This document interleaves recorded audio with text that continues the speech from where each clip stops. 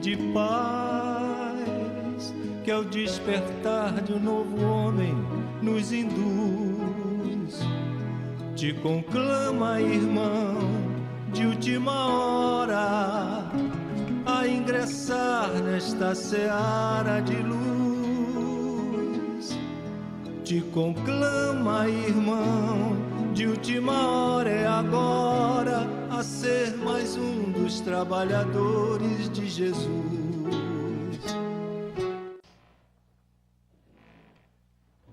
Boa noite a todos.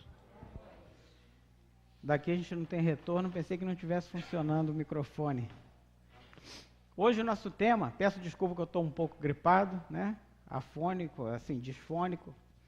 Mas nosso tema hoje é sobre o Evangelho segundo o Espiritismo, e nos coube bem-aventurados que têm puro coração, mais especificamente os tópicos a verdadeira pureza, mãos não lavadas, né? Quando a gente geralmente se refere a esse tópico, alguns cometem até, já por um vício mesmo, de falar que mãos não lavadas é mãos sujas, né? Para não ficar esse termo tão ruim no Evangelho, tão assim estranho, que a gente atribui a sujeira sempre a coisa ruim, né? Então ficou mãos não lavadas, o tradutor optou por isso aí. E a gente comete um erro, porque a gente também, lá no íntimo, não consegue gostar de coisa suja, né? Então a gente às vezes se refere a mãos lavadas, né? A verdadeira pureza, mãos lavadas, mas está um erro. Se nós estivéssemos falando de mãos lavadas, poderíamos, por exemplo, citar o exemplo de Pilatos, que lavou as mãos, né? Que na realidade esse ato simbolizava não se comprometer com algo, ou seja, não sujar a sua mão com algo ruim, né? Manter sua mão limpa. Então, nesse caso seria lavar as mãos. Coisa que a gente faz também normalmente, muitas vezes nós viramos as costas, negligenciamos alguma coisa, negamos ajuda a alguém, né? É um ato também que a gente está lavando as mãos, ou seja, não vou sujar minha mão com isso, outro vai e faz, né? Então, mas o capítulo de hoje é mãos não lavadas, e se refere àquele episódio de Jesus e os seus discípulos, né, comendo com os fariseus, e alguns não observaram o fato de lavar as mãos. Mas vamos dar uma passadinha nessas passagens de Jesus, que realmente nos fala aqui de um episódio, uma das bem-aventuranças, né? E as bem-aventuranças são a parte assim mais linda do Evangelho. Gandhi, quando questionado, olha que Gandhi não era cristão, né? Era hindu, né? Mas quando perguntado sobre o cristianismo, ele disse que caso se perdesse, dissera ele, segundo informações que a gente tem, de que tudo que foi escrito sobre o cristianismo se perdesse, mas se salvasse apenas as bem-aventuranças, a gente não teria perdido nada, porque está tudo contido ali nas bem-aventuranças.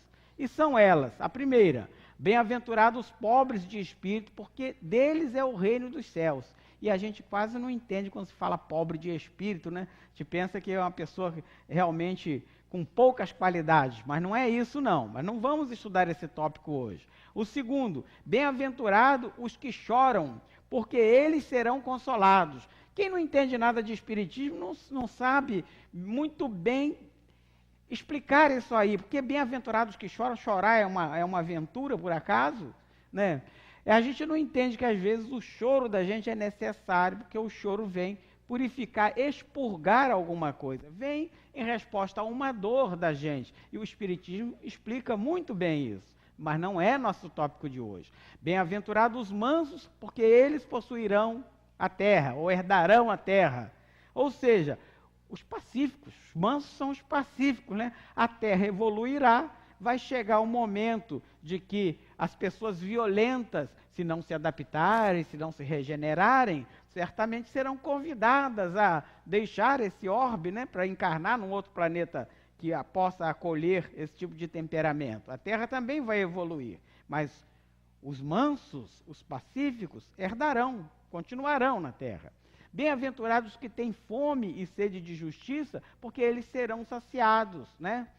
Fome e sede de justiça, que é os justos, as pessoas que não fazem aos outros o que não gostariam de sofrer, de que fizessem a elas próprias, né? Eles serão saciados. Bem-aventurados misericordiosos, porque eles alcançarão a misericórdia. Quem é caridoso, quem perdoa, também será perdoado, também terá suas falhas, né? Usarão de indulgência com a gente, se nós usarmos de indulgência para com os outros, né? Misericórdia, condoer, sentir a dor do outro, socorrer. Nós sempre somos socorridos quando precisamos. Bem-aventurados puros de coração, porque eles verão a Deus. Os puros de coração, e aí nós nos deteremos, porque esse é o nosso tópico. Bem-aventurados pacíficos, porque serão chamados filhos de Deus, os de paz, né? Bem-aventurados que sofrem perseguições por amor da justiça. Mais uma vez fala da justiça, porque deles é o reino de Deus. Quem é justo, quem pratica a lei da justiça, do amor e caridade, está apto, né? Está convivendo em harmonia com o reino de Deus. E o reino de Deus está onde? O reino de Deus está por toda parte, inclusive aqui. Inclusive aqui, Jesus veio nos trazer a boa nova, dizer que o reino de Deus está aqui. Logicamente, há outras moradas do Pai, né? Mas aqui também faz parte do reino de Deus. Nós ficaremos com o tópico 6, bem-aventurados puros de coração, porque eles verão a Deus. Parece estranho, como a gente vai ver Deus, se Deus não é uma matéria que a gente pode pegar, pode pesar, né? Mas a gente vai dar uma estudada nisso aí. Então, esse tópico, bem-aventurados que têm puro coração, no Evangelho, é o item 8º, né? Capítulo 8º, né? Fala de simplicidade e pureza do coração, fala de pecados por pensamento, adultério, fala da verdadeira pureza, mãos lavadas, que é onde nós nos deteremos mais, porque é o nosso detalhamento, é exatamente esse tópico. Escândalos, se a vossa mão é motivo de escândalo, cortai-a. E também tem as instruções dos Espíritos. Deixai que venham a mim as criancinhas, e bem-aventurados que têm fechados os olhos. E nós, como dissemos, ficaremos com a verdadeira pureza, mãos não lavadas. Simplicidade e pureza de coração. O que Jesus queria dizer com isso? Bem-aventurados que têm puro coração, porquanto verão a Deus. Parece estranho, né? Como a gente vai ver a Deus? E o que é ter puro coração? Está em Mateus, né, capítulo 5, versículo 8º. Então, destacamos aqui bem-aventurados, quer dizer, são venturosos aqueles que têm puro o coração, né? Puro, e verão a Deus. O que é uma bem-aventurança? A bem-aventurança é uma forma literária, né? Tem no Antigo Testamento e tem também no Novo Testamento. Só que às vezes com conotações um pouquinho diferentes, né? A maneira de alcançar essas aventuranças. Enquanto a bem-aventurança geralmente parece ligada a uma coisa boa, Jesus parece que nos dá o sentido, se não analisarmos assim prontamente, que está ligando a bem-aventurança a algo ruim. Bem-aventurados os aflitos, né? Bem-aventurado aquele que sofre, não é? Mas isso aqui é a conotação espírita, nos explica, porque na época Jesus não pôde explicar detalhadamente àquele povo, muitos não o entendiam. Declaração de bênção como base e uma virtude, né? A bênção é a base de uma virtude ou de boa sorte. E o que é puro, né? Puro é o que? É vazio, é sinônimo de vazio? Não, não é isso. Puro, aliás, é uma coisa mais cheia até do que... né? Então, pureza, sem mistura, sem alteração, genuíno. Puro quer dizer genuíno, sinônimo de genuíno. Límpido, claro, transparente, cristalino, sem manchas, né? Poderia dizer que essa água é pura, né? Poderia, mas ela não é, ela tem cloro, tem outras coisas aqui. Mas a água natural, ela é pura, né? H2O. Hidrogênio e oxigênio simplesmente dá a molécula de água. Então, a água pura essa água destilada, né, é a água pura, né, genuína. Aqui a gente tem os acréscimos, tem flúor, né? Geralmente os estados, para protegerem a população, acrescentam algumas coisas à água, o que é muito útil para nós.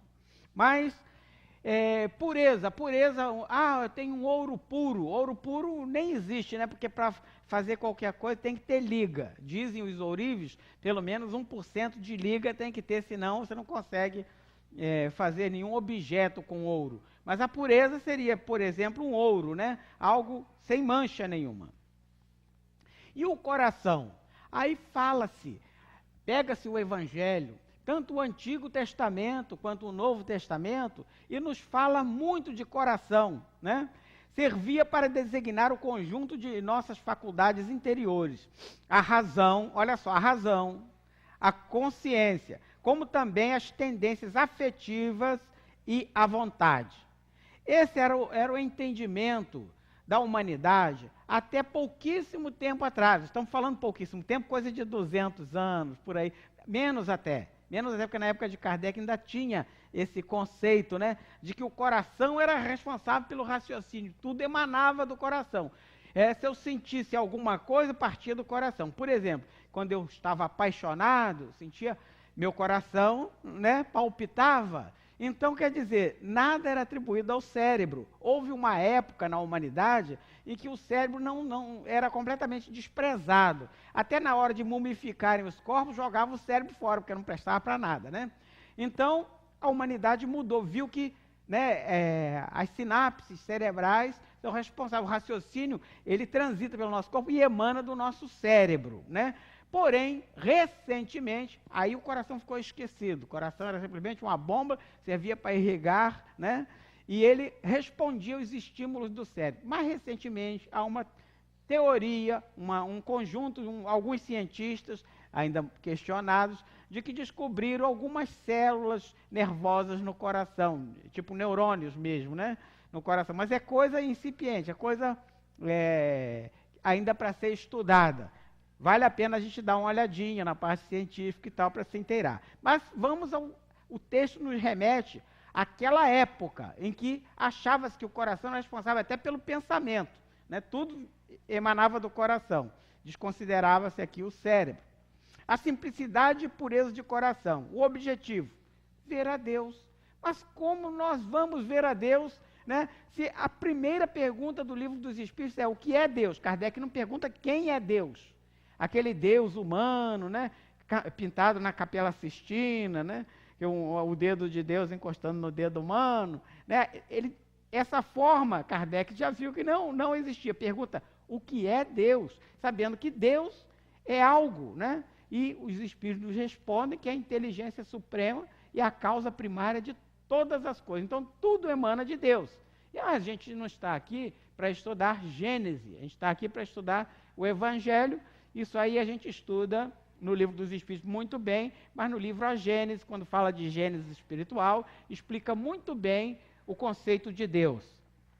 E como a gente vai ver Deus na nossa condição atual, se a gente não consegue apalpar Deus? Bom, primeiro a gente entende Deus através dos fenômenos. A gente não pode explicar os fenômenos da natureza, não tem assinatura de ninguém, logicamente emanou de Deus, né? Máquinas tão complexas como o ser humano emanam de algo. O ser humano não, a parte física, mas a parte composta também com perispírito, com espírito, tem que nascer de algo mais complexo. Esse algo é Deus, a causa primária de todas as coisas, né? Mas como veremos? Através do amor. A gente só consegue ver Deus na nossa condição através do amor. Foi o que Jesus disse várias e exemplificou várias vezes, mas não entenderam. E como ele disse que fizeram com os outros que o antecederam, fizeram com ele também, né? Levando-o ao suplício, né? E crucificando-o, né? Isso não matou Jesus. Jesus está presente a cada dia, tanto que nós hoje estamos aqui falando dele, e ele é o mentor desse nosso planeta. Por trás de tudo que acontece de bom conosco, certamente está Jesus. Simplicidade e pureza de coração. E ele exemplificou com algo muito simples. Ele dava exemplo com as coisas corriqueiras. Não ia buscar nos filósofos, em livros, ele buscava as coisas do momento. E nessas coisas do momento aconteceu um episódio. Ele estava sentado, pregando, e chegaram ali algumas crianças, apresentaram-lhe então algumas crianças, a fim de que ele as tocasse. E como seus discípulos afastassem com palavras ásperas, olha só, os discípulos, saiam daqui, né? Que lhes apresentavam, todas as crianças que vinham, eles afastavam. Jesus, vendo isso, zangou-se e lhes disse: deixai que venham a mim as criancinhas e não as impeçais, porquanto o reino dos céus é para os que se lhes assemelham. Olha só, não é para as crianças, né? Aliás, uma teoria de religiões dogmáticas, revogada até pouco tempo, dizia que as crianças, quando desencarnavam muito novinhas, não iam nem para o céu nem para o inferno, ficavam numa espécie de limbo. Esse limbo foi aposentado agora recentemente, né, por essas religiões dogmáticas. Portanto, eram puras. As crianças nem eram puras, porque não tinham feito nada de bom, segundo essas religiões dogmáticas, e nem eram más, porque também não tinham praticado maldade, segundo elas, né? Mas ficavam nessa espécie de limbo. Mas Jesus entendia o quê? Que as crianças eram puras, inocentes. Então, as pessoas que também fossem puras, fossem inocentes, seriam semelhantes às crianças e fariam jus ao reino dos céus. Digo-vos em verdade que aquele que não receber o reino de Deus como uma criança, nele não entrará. E depois de as abraçar, abençoou-as, impondo-lhes as mãos. Está relatado em Marcos, né? E os pecados por pensamento, né? Esse capítulo também trata do adultério. Aprendestes que foi dito aos antigos, né? Estava lá no Antigo Testamento: não cometereis adultério. Eu, porém, vos digo que aquele que houver olhado uma mulher com mau desejo para com ela, já em seu coração cometeu adultério, né? Jesus falava, estendeu ainda aquilo que não bastava o encontro carnal, ou dirigir a palavra, não bastava o encontro. É aquele que em pensamento já tinha praticado adultério. Mas Jesus ia mais além, porque falava, né, por parábolas, muitas vezes sentidos figurados, metáforas, que não eram entendidas. Jesus não reporta a sua significação própria de adultério, como entendemos, infidelidade conjugal, prevaricação, mas ao sentido mais amplo, ou seja, todo tipo de adulteração do ser humano, né? Se eu pego essa água e misturo alguma coisa nela, essa água estará adulterada, não é? Se eu pego algo puro e misturo um outro elemento, ele estará adulterado. Se eu pego meu pensamento limpo, misturo nele outras coisas, esse meu pensamento também estará adulterado. Então Jesus referia-se a adultério com essa conotação. A verdadeira pureza, mãos não lavadas. Chegamos lá.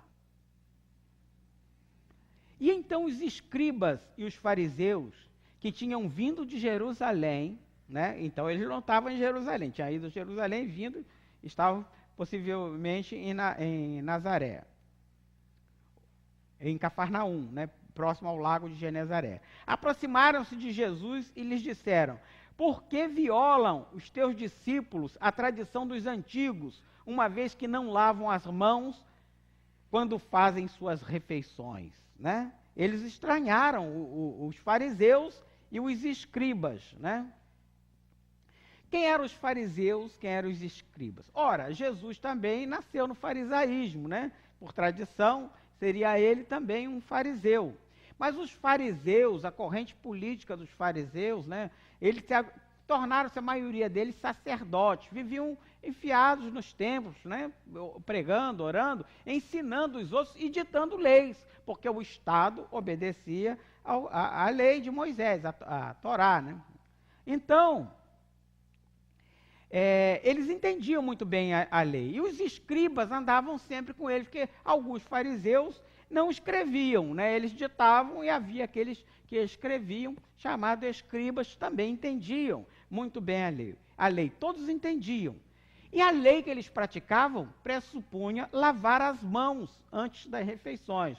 como ensinaram os antigos. Ou seja, isso ia passando de geração em geração. Mas de onde vem isso? Ora, gente, se nós lermos o Antigo Testamento, principalmente os 5 primeiros livros, né, que são os livros atribuídos a Moisés, escritos por Moisés, segundo a própria Bíblia, muito embora relate a morte de Moisés, nunca vi ninguém relatar a própria morte, a não ser mediunicamente, né? Bom, então se nós pegarmos, por exemplo, o Êxodo, capítulo 29, Êxodo é um dos livros de Moisés, né? Onde trata da migração do povo hebreu, né? Da libertação do Egito, da migração. Então, Êxodo trata disso. E onde Moisés teve que ditar muitas leis, porque para controlar aquele povo todo, né, criou uma comissão, estabeleceu leis, porque as leis divinas mesmo eram somente 10. Né? Então ele estabeleceu outras para regular aquele povo, o comportamento daquele povo. E nós vemos aqui, por exemplo, esse capítulo 29, fala da consagração de um sacerdote, mais especificamente de Arão, né, que era Arão, estava com Moisés e estava Deus aqui dando instruções para Moisés para a consagração de Arão, que devia se tornar um sacerdote para auxiliar Moisés, né, e transmitir as leis de Deus ao povo. E a lista é grande. Logicamente eu não vou sacrificar o ouvido de vocês lendo aqui item por item, porque não é nosso tópico também. A gente não estuda os Antigos Testamentos assim, né, literalmente, não é assim que a gente estuda, mas vamos interpretar e traçar aqui alguns tempos.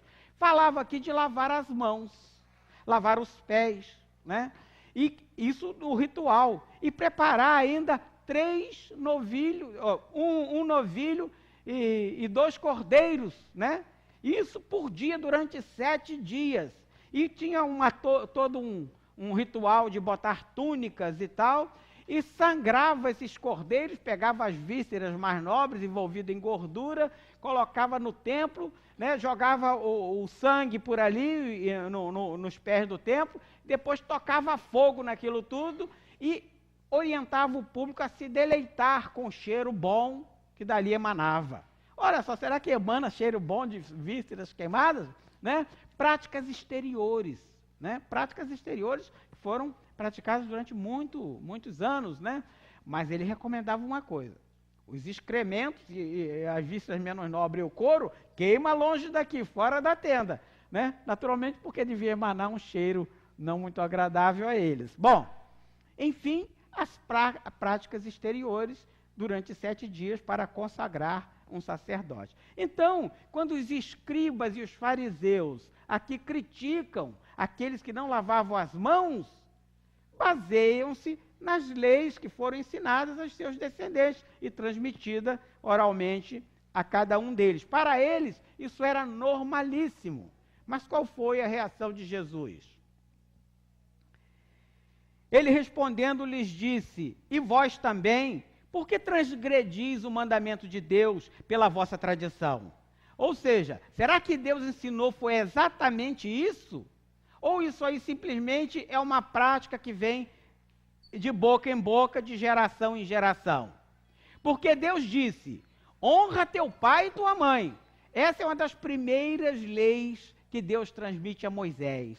Quando ele ia atravessar o deserto, ele orienta, através de Moisés, Deus orienta o povo: honrai pai e mãe, para fazer jus à terra que o Senhor Deus vos prometeu. É isso que está no Antigo Testamento, também em Êxodo, né?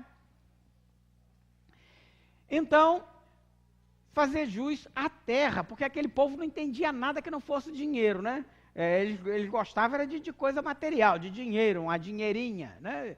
Adoravam, né? Então, se não tivesse a terra, aquele povo não seria, se não tivesse algo assim tentador, que no caso deles uma coisa material, aquele povo seria desestimulado a honrar pai e mãe. E o que era honrar pai e mãe? Era dar assistência aos velhos quando eles não pudessem mais trabalhar, né? Era sustentar, prover o velho de todas as condições para que ele tivesse ali um desencarne. No caso deles, acreditavam na morte, um desencarne suave, né? Provido ali de todas as condições.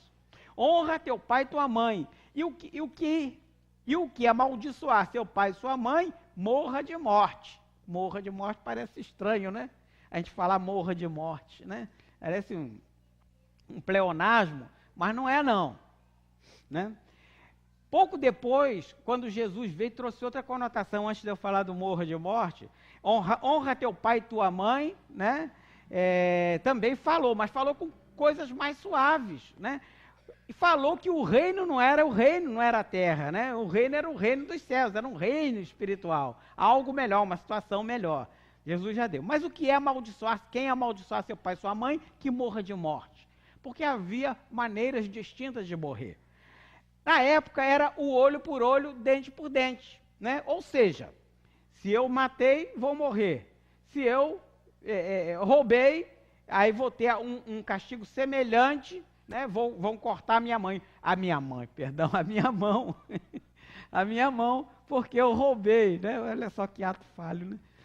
Então era assim, era um castigo, segundo a ótica deles, na mesma proporção, né? Pena de talião, na mesma proporção, olho por olho, dente por dente. Diz, inclusive, que talião, e muita gente pensa que era um rei que estipulou essa pena, não. Era uma corruptela de tal e qual, que era tal e quão, virou tal e qual, e tal e quão, talião, virou talião. Isso é uma teoria sobre a origem da palavra pena de talião, que é exatamente essa, olho por olho, dente por dente, né? Então, antes de Moisés era diferente, era pior. Porque às vezes a pessoa roubou ali uma balinha e o cara tirava a vida dele. Então, a pena de talião naquele momento, o olho por olho, dente por dente, foi até uma coisa justa. Porque antes era muito pior. E podia-se morrer condenado à morte, né? No caso, pena de morte, ou morrer de morte, morrer naturalmente, né? Aquele morra de morte. A verdadeira pureza, mãos lavadas, continuando o tópico 8, vós outros, porém, dizeis, quer dizer, ele criticou aqui no anterior, né? Deus disse, honra teu pai e tua mãe, né? Honrar servia, era na realidade, dar condições, dar dinheiro, dar ajudar, dar comida, dar remédio. Aí, continuando, Jesus disse, vós outros, criticando aqueles que não honravam, dizeis, qualquer que disser a seu pai ou a sua mãe, né? Ele não dava o dinheiro, mas dizia para o pai, toda oferta que faço a Deus te aproveitará a ti, está cumprindo a lei. Ele não dava o dinheiro, mas disse, não, papai e mamãe, não posso lhe dar porque eu dei lá no templo. Então toda oferta, em vez dele dar para o pai, ele dava ao templo, ajudava ao templo. E dizia para o pai, não, já ajudei a Deus e eu ajudando a Deus, estou ajudando a você também. Era a teoria da época, né? E hoje em dia está diferente, gente. Ainda há pessoas que praticam essa teoria, às vezes tira da boca dos filhos, né, para dar a Deus, entre aspas. Será que ele está agradando de fato a Deus? Foi o que Jesus criticou nos fariseus. Isso é só para a gente pensar em casa, nos travesseiros, tá? Pois é certo que o tal, quer dizer, esse ato de dar no templo e dizer que está dando aos pais também por tabelinha, né?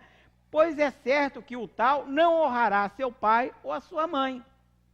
Assim é que vós tendes feito, vão os mandamentos, assim é que vos tendes feito, vão os mandamentos de Deus pela vossa tradição. Quer dizer, vocês têm praticado os mandamentos de Deus recorrendo à tradição, que contaram de um para o outro, mas não ao verdadeiro sentido. Porque o verdadeiro sentido, Deus jamais diria para ajudar. Deus não precisa de ajuda, né?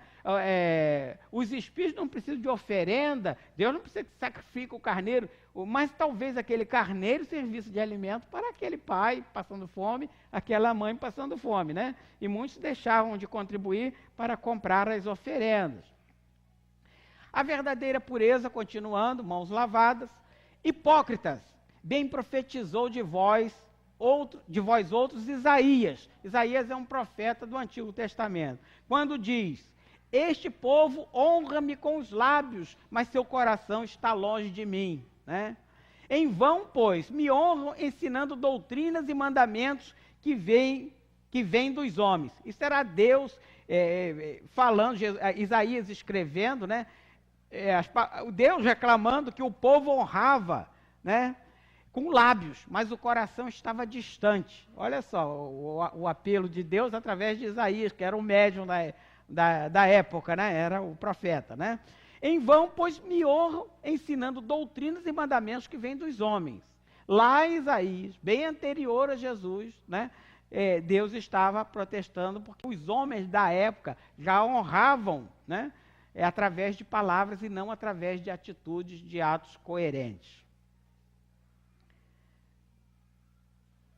E chamando a si as turbas, lhes disse: ouvi e entendei.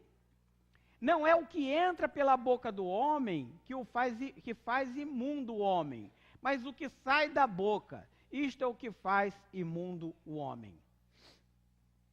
Ora, gente, traçou-se naquela época muitas regras também quanto à alimentação. Deixa eu ver se tem outra coisa aqui. Olha só o que é a falta de memória também. Terminei há pouco tempo, não posso lembrar de tudo, né? Traçou-se muitas regras, porque na realidade o povo era mesmo de fato mal educado, um povo ignorante, mais ainda do que nós hoje, né? Era um povo que precisava de algumas regras. Por exemplo, eles não comiam carne de porco, né? E foi orientado que lavasse as mãos, tinham também que lavar os pés. O banho mesmo não se fala, mas lavar a mão e os pés está bem falado lá, né? Não vê o caso, quer dizer que ele não tomava um banho não, tá? Só que não está mencionado assim com a mesma veemência de que estão as mãos e os pés, né? Então traçou-se essas regras por conta das doenças, né? A própria carne de porco, o cistocerco, né, que até hoje tem, né? Cistocercose é um verme que tem na carne de porco, mal cozida, né? O porco maltratado também, o porco criado de qualquer maneira, que fica doente, transmite esse verme ao homem, que causa muito mal ao homem, pode até matar, né? Então essas regras foram criadas e transmitidas de um para o outro e também distorcidas. Aí, talvez para fazer mais força mesmo, fosse até apócrifo, né? Olha, não sou eu que estou dizendo, não, foi Deus que disse, né? E o Deus, como era um Deus muito punitivo, né? Um Deus que, contado por Moisés, é aquele Deus que castigava se você saísse da linha, né? Então, com medo dessas punições, foi se corrompendo ao tempo e passaram a prática mesmo. Mas Jesus disse que não é o que entra que faz imundo, mas o que sai da boca. Isso é que faz o homem imundo, né? Então temos ali um pratinho de esfirra, a essa hora, antes do jogo do Flamengo, né? Uma esfirrazinha, está ali em vermelho e preto, não é por causa do Flamengo, não, que eu nem sou flamenguista, mas o Flamengo joga com o Vasco hoje. Talvez por isso nosso salão e a palestra do Divaldo também no Rio, né? Foi muita gente, né? Rio Bonito? Mas ele vai para o Rio esse fim de semana, né? Está lá no Rio. Quem perder em Rio Bonito tem o Rio de Janeiro, um pouquinho mais longe, né? E nem tão bonito. Não, determinadas regiões são lindíssimas, belíssimas. Aí há em todo local regiões pouco privilegiadas e muito privilegiadas, né? Como nós aqui também. Então, chegando-se a eles, os discípulos lhes disseram: sabes que os fariseus, depois de que ouviram o que disseste, ficaram escandalizados? O que Jesus disse? Jesus disse que o que entra pela boca é menos importante do que o que sai. O que escandaliza o homem, que degrada o homem, é o que sai pela boca, sem pensar, né? Porque da boca pode sair também coisa construtiva, não é mesmo? A gente não pode também ficar mudo de repente, não, que às vezes uma palavra amiga, um conselho sábio é muito bom, né? Então, mas não é o que sai na maioria das vezes.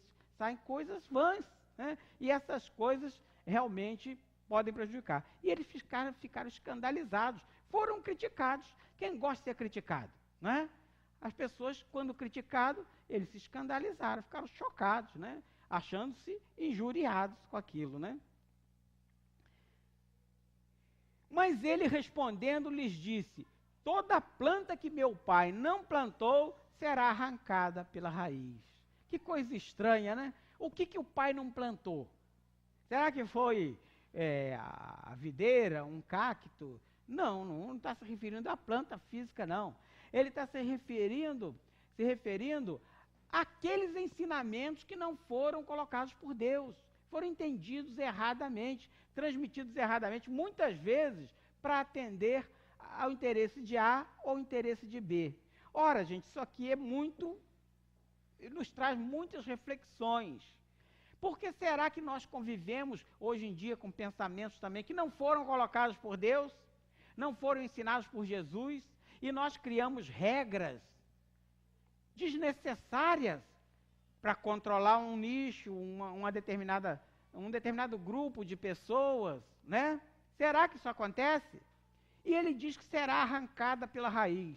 E se será arrancada, por que será? Deus vai castigar aquele que criou diretamente? Vai lhe cair um raio na cabeça, ou sei lá o quê? Não, não é assim. Será arrancada pela raiz, porque o ensinamento, quando ele não é sólido, né?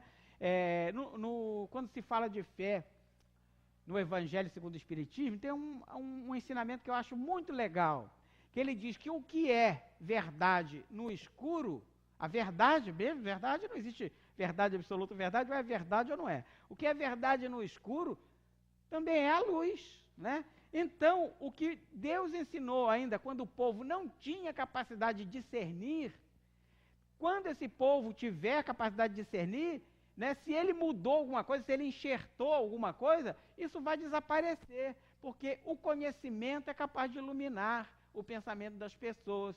E quando a pessoa raciocinar, como Jesus está aqui nos convocando a raciocinar sobre o ensinamento, o que vai acontecer? A gente vai deixar de lado aquilo que não nos convém, né? A gente vai saber que aquilo é errado. Não foi isso que Deus quis nos deixar, não. Ele quis deixar outra coisa, né? Então, é como se fosse uma planta arrancada pela raiz, uma prática exterior, uma prática somente por tradição, abandonada por conta do esclarecimento. É isso que o Espiritismo de Jesus fez, e o Espiritismo veio corroborar com as ideias de Jesus e acrescentar outros ensinamentos, exatamente como ele prometeu que viria o Consolador. Porque hoje nós temos mais capacidade de raciocinar, portanto, não é Deus que vai arrancar esses ensinamentos pela raiz, não. Somos nós, instrumentos de Deus, né? Nós temos essa obrigação, né, de trabalhar nessa causa. E continua, deixai-os, deixe os fariseus, eles estão escandalizados, mas deixa eles para lá. Os cegos são, e condutores de cegos, são os cegos conduzindo outros. E se um cego guia outro cego, ambos vêm a cair no barranco, né?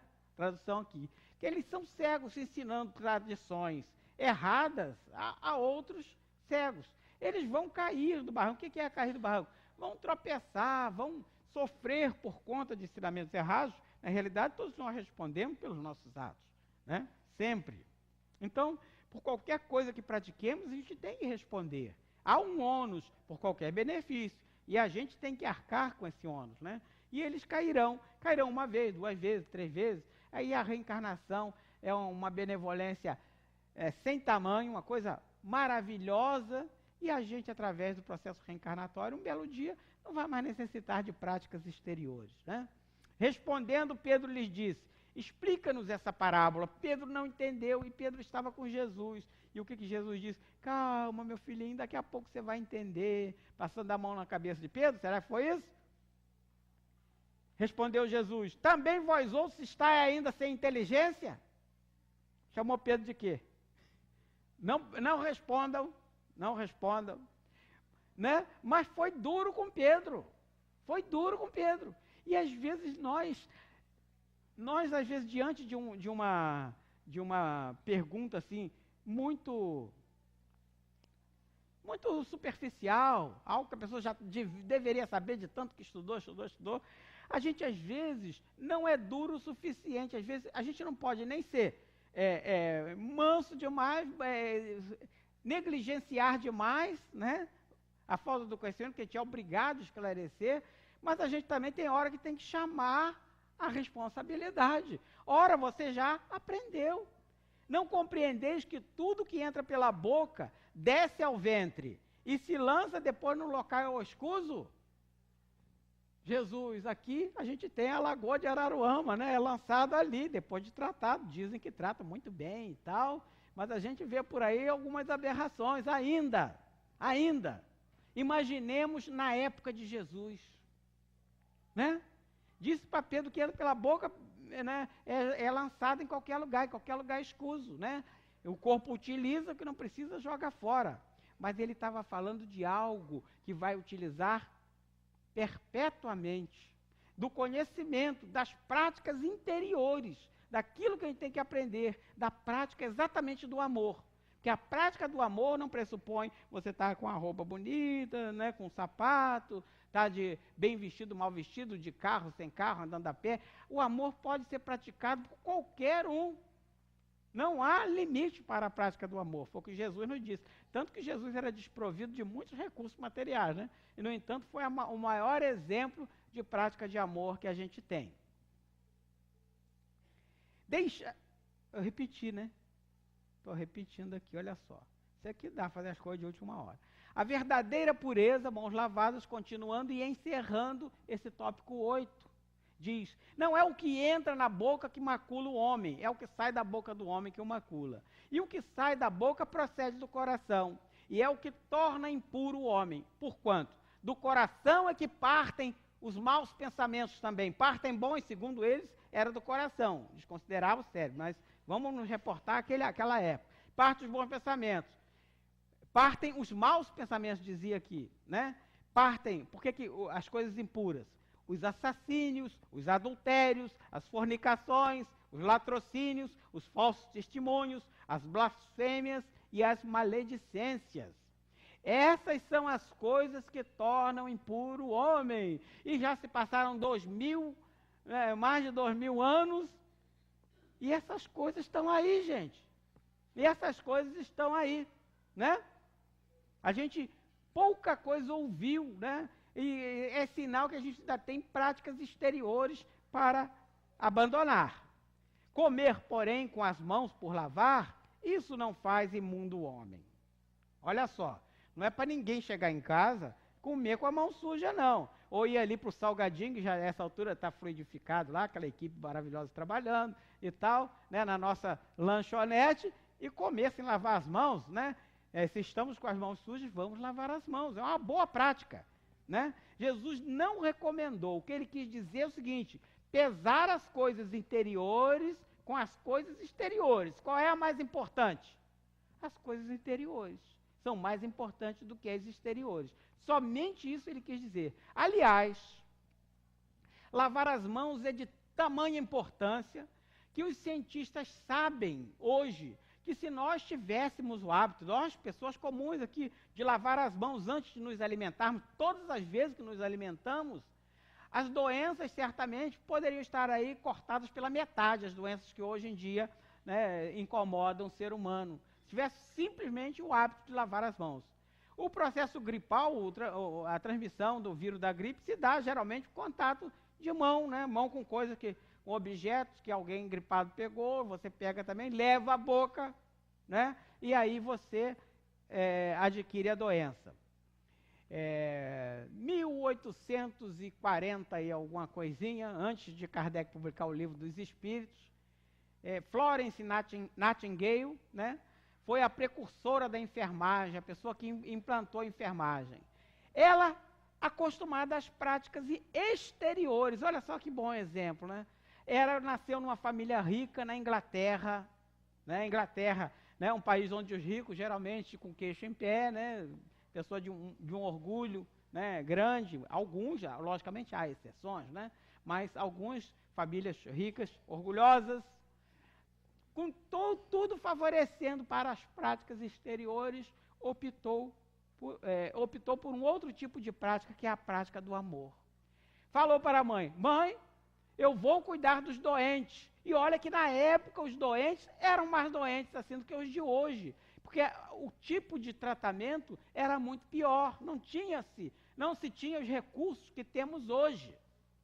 Então ela optou em sair do conforto dela na Inglaterra para tratar dos doentes, às vezes nas guerras.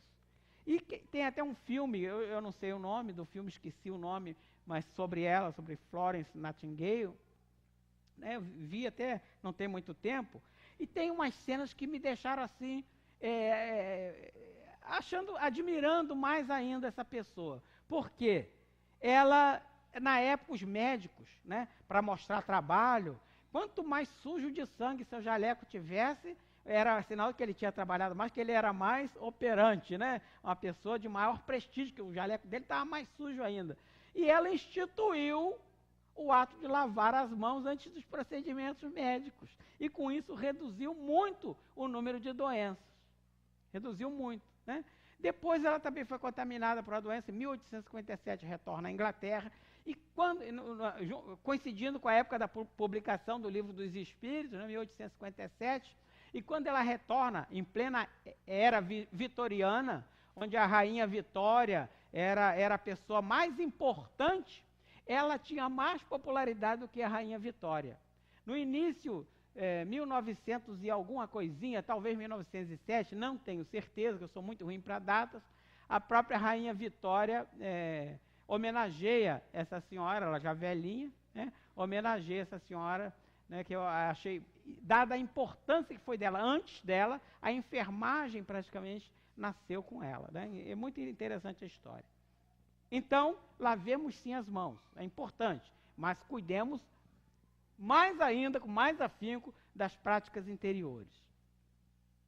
Não, aí tem uma passagem aqui de um outro evangelista, e eu estou olhando o relógio, porque senão essas práticas exteriores acabam com a gente, eu tenho que ficar de olho no relógio. Não é o que entra na boca que macula o homem, é o que sai da boca do homem que o macula. Isso é outro evangelista narrando a passagem de Jesus. O que sai... Não, isso aqui é o mesmo trecho que eu já li, né? É o mesmo trecho que eu já li. Olha só como é que eu estou hoje. É esse aqui que eu queria ler, tópico 9. E quando Jesus estava falando, pediu-lhe um fariseu que fosse jantar com ele. E havendo entrado, sentou-se à mesa. E o fariseu começou a discorrer lá consigo mesmo, sobre o motivo por que não se tinha lavado antes de comer. Olha só, ele começou, mas não teve a coragem de falar, ele resmungou com ele mesmo. Não lavou a mão, não sei o quê, né? Bom, e o Senhor, vendo que ele estava resmungando exatamente isso, agora vós outros, os fariseus, né? Estava nesse momento com os fariseus somente, limpai o que está por fora do copo e do prato. Mas vosso interior está cheio de rapina e de maldade. O que é rapina? Rapina é a apropriação indébita. Surrupiar algo, né, muito rapidamente de alguém. Tanto que as aves de rapina, elas roubam o alimento rapidamente, né, geralmente presas vivas. Então, é surrupiar rapidamente. Está cheio de rapina e de maldade. O interior daquele que estava lavando a mão estava cheio, né? Estava nécios. Quem fez tudo o que está de fora, não é também o que está... quem fez tudo o que está de fora, que está no prato, não é também o que fez de dentro, que está no interior da gente? Né? Deus, ou seja, tudo que fez as coisas de fora, as coisas exteriores, também não é o que fez de dentro, então nós temos cuidado de dentro. Nécio aqui ele está chamando de desavisado inculto, né? Desavisado, o cara inculto, o tolo, né? Os judeus haviam negligenciado os verdadeiros mandamentos de Deus, apegando-se à prática de regras estabelecidas pelos homens, das quais os rígidos observadores faziam casos de consciência. O fundo, muito simples, acabara por desaparecer sob a complicação da forma. O que eu dizia aqui? O fundo do que Jesus, do que Deus tinha ensinado para os fariseus, né, é anterior a Jesus, do que Deus tinha ensinado, que era o fundo, os ensinamentos basilares, tinham ficado ofuscados pelos ensinamentos interiores. Então a base tinha sido perdida, diminuída em função da elevação das práticas exteriores, regras criadas, né? Coisas que Deus absolutamente não ensinou, foram regras humanas. Assim também aconteceu com a doutrina moral do Cristo, já na época de Cristo, o que acabou por ser deixado em segundo plano, o que faz muitos cristãos à semelhança dos antigos judeus. Creiam que a sua salvação está mais assegurada pelas práticas exteriores do que da moral. O Espiritismo, aqui está falando das religiões, logicamente, alguns da era cristã, alguns cristãos, né? Possivelmente das religiões dogmáticas, que possuem os sacramentos, batismos, casamentos, né? E nós do Espiritismo não adotamos essas práticas, esses rituais. A gente não tem esses dogmas físicos, né? Então, ele diz que alguns se pautam na sua salvação o fato de ter esses atos. Eu lembro que na minha família mesmo, eu espírita e alguns de outras religiões, meu pai mesmo me criticava, porque, Paulo Jorge, você não vai batizar Thales, não? Thales era o meu filho, neto dele, ele queria que fosse salvo.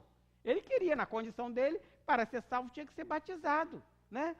Aí, uma falta de caridade tremenda minha, mas eu falei, papai, José foi batizado? Não consta que José tinha sido batizado. Moisés não se fala que ele tenha sido batizado, né? Vários profetas não foram batizados, então ele vai estar em boa companhia lá do outro lado, cercado dessas pessoas todas, né? Ou seja, ainda hoje, a gente acha que algumas práticas exteriores, a falta de um batismo, vai impedir a pessoa de se aproximar de Deus, o que é absolutamente uma inverdade.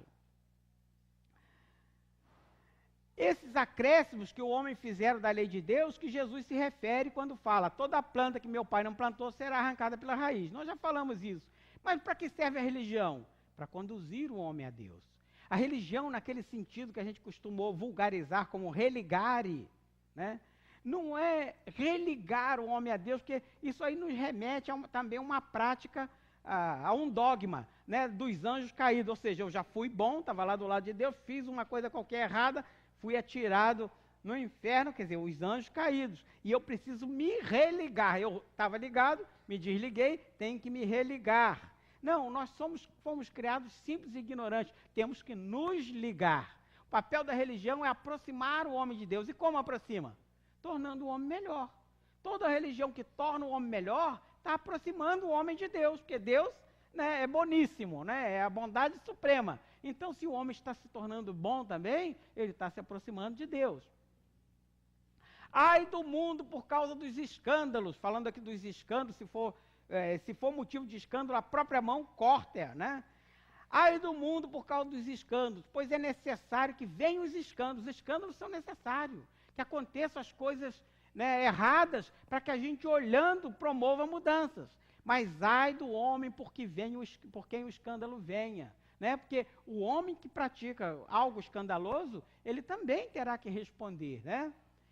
E concluindo, a pureza de coração deve ser principal alvo daquele que quer se elevar espiritualmente, assemelhando-nos à criança. Nós temos que ter a pureza como uma criança. É difícil para nós adultos? Extremamente difícil, mas é necessário. A criança inocente, sem defesas, teremos maiores possibilidades de não só nos conhecer, como também ao nosso próximo. A gente interagir, dar algo de nós ao próximo. E citando um bom exemplo, nesses 5 minutos que nos restam, eu gostaria de mostrar o exemplo desse senhor aqui, Joilson Chagas. Não pedi autorização a ele, mas eu tenho certeza que, sendo por uma boa causa, ele não há de me processar, né? Joilson, também ele deixou isso público aqui, isso foi ao ar em vários jornais, telejornais, rádios, né? Porque na época foi inusitado, uma atitude de um ser humano contemporâneo, né? Qual foi a atitude dele? Ele era motorista de ônibus, não vou nem dizer, mas está aparecendo ali atrás um pedacinho do logo, mas não olhem não, né?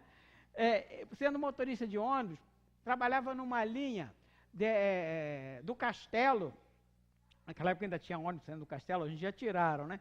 Do Castelo para acho que Petrópolis, sim, a Petrópolis. E chegando em Petrópolis, na rodoviária, todo mundo tinha desembarcado, o motorista vai dar uma geralzinha no ônibus, achou ali um pacotão, abriu, era dinheiro, cara, um pacotão com muito dinheiro, eu já esqueci, tá ali, 74 mil na época, está escrito ali em cima, eu que não li, né? 74 mil. Aí o que ele fez com esse dinheiro? Ele pensou o seguinte, se eu levar esse dinheiro e entregar na garagem, ele já sabendo da maldade no coração de alguns, ele falou, não, eu vou ficar com esse dinheiro e vou procurar o dono, né? Aí foi procurar o dono. Aí voltou, né, ao Rio, não, voltou na rodoviária, ele já estava na garagem, voltou na rodoviária e nas imediações achou um senhor se descabelando, né, um senhorzinho pobre, se descabelando porque tinha perdido o dinheiro.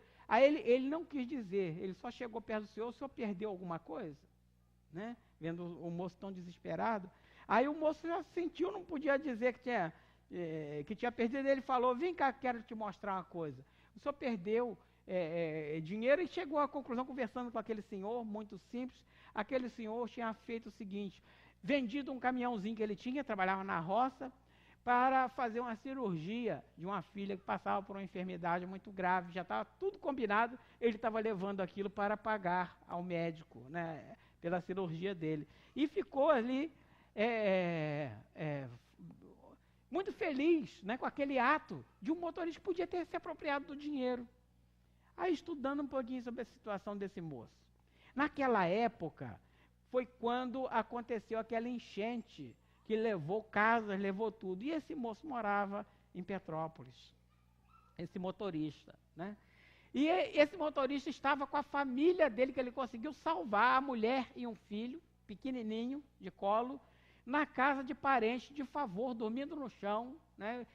Completamente mal acomodado, querendo levantar dinheiro para construir outra casinha para ele. Esses 74 mil serviriam muito bem para ele, né? Mas ele procurou o dono e entregou. Isso é que é você usar o amor.